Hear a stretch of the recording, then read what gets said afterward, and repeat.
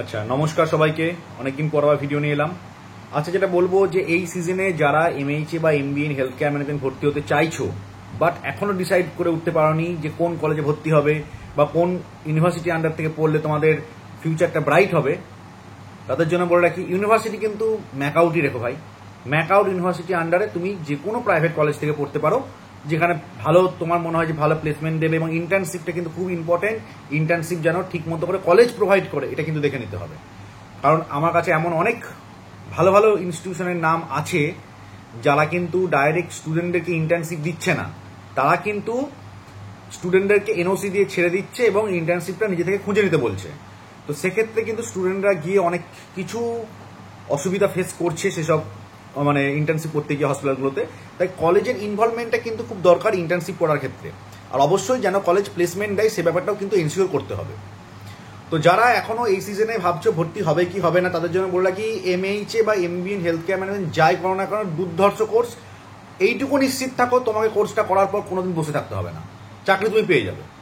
এইটুকু একদম 100% থাকো তুমি। কারণ প্রাইভেট সেক্টরে যেসব হসপিটালগুলো বা ডায়াগনস্টিক সেন্টার বলো বা আমাদের আদার্স হেলথ কেয়ার রিলেটেড যেসব ইনস্টিটিউশনগুলো আছে, সেগুলোতে কিন্তু এমএইচএ এবং এমবিএ ইন হেলথ কেয়ার ম্যানেজমেন্টের চাহিদা প্রবল, এবং দিনে দিনে আরও কিন্তু জবের স্কোপ বাড়ছে। গভর্নমেন্ট সেক্টরেও আস্তে আস্তে কিন্তু সরকারি চাকরির দিক থেকেও বলছি যে এমএইচএ বা এমবিএ করার পর যেসব ম্যান পাওয়ার নেওয়া হয় তাদের কিন্তু সংখ্যা আরও বাড়ছে, মানে ভ্যাকেন্সি আরও তৈরি হচ্ছে। আর তোমরা সবাই জানো যে এখন আগে যে ওবিসি কেসটা নিয়ে গন্ডগোল চলছিল, যার ফলে অনেক রিক্রুটমেন্ট আটকে ছিল, সেগুলো কিন্তু আবার পুনরায় চালু হয়েছে। আমাদের হেলথ ডিপার্টমেন্টে অনেক রিক্রুটমেন্টের নোটিশ আস্তে আস্তে আমরা ওয়েবসাইটে দেখতে পাচ্ছি। তো আর দেরি না করে তাড়াতাড়ি কোর্সটা করে ফেলো, খুব ভালো কোর্স হবে। এবং হ্যাঁ, সরকারি চাকরি তোমরা 100% পেতে পারো। মোটামুটি 2-3 বছর একটু এক্সপিরিয়েন্স করে নাও, তাহলে সরকারি চাকরি আশা করছি হয়ে যাওয়া উচিত। আর আমাদের ম্যানেজমেন্ট লাইনটা কেমন বলো তো, অ্যাকচুয়ালি যে শুধুমাত্র পড়াশোনা করলাম, প্রচুর নাম্বার পেলাম, তাহলে কিন্তু তুমি ভালো জব পাবে, এর কোনো মানে নেই। তোমাকে কাজটা শিখতে হবে, কাজটাকে জানতে হবে, আর অবশ্যই নিজের কাজকে ভালোবাসতে হবে। যে কোনো জায়গায় তুমি সাইন করে যাবে। আমাদের ম্যানেজমেন্ট লাইন মানে যে কোনো পরিস্থিতিকে ভালো মতো করে ম্যানেজ করে চলাটাই হচ্ছে আসল আমাদের এই ক্ষেত্রে। উত্তেজনার মুহূর্ত, প্রচণ্ড পেশেন্ট পার্টি এসে গন্ডগোল করছে, ঝামেলা করছে, সেই মুহূর্তে তুমি গিয়ে পুরো পরিস্থিতিকে কন্ট্রোল করে ফেললে, এটাই হচ্ছে ম্যানেজমেন্ট। আর এই জন্যই কিন্তু তোমাদেরকে নেওয়া হয় ডে টু ডে অ্যাক্টিভিটিগুলো করানোর জন্য। কোনো ধরো অনেক মার্কেটিং থাকে, অপারেশনস থাকে, টিপিএ ডিপার্টমেন্ট আছে, কোয়ালিটি আছে, তারপর ফ্লোর আছে, এরকম প্রচুর হাজারটা ডিপার্টমেন্ট।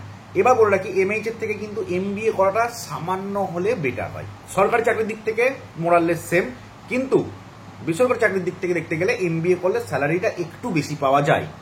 তো যারা এখনো ভাবছো এমএইচএ করবো না এমবিএ করবো, কোন কলেজ থেকে করবো, কোন ইউনিভার্সিটি থেকে পড়বো, তাদের জন্য বলছি আমার ডিসক্রিপশন বক্সে ফোন নাম্বার দেওয়া আছে, আমাকে তোমরা ফোন কল করো, আমি তোমাদেরকে ভালো মতো করে গাইড করে দিতে পারবো। দ্বিতীয় কথা হচ্ছে, আমি এমএইচএ এবং এমবিএ ইন হেলথ কেয়ার ম্যানেজমেন্টের টিউশন অলরেডি শুরু করে দিয়েছি।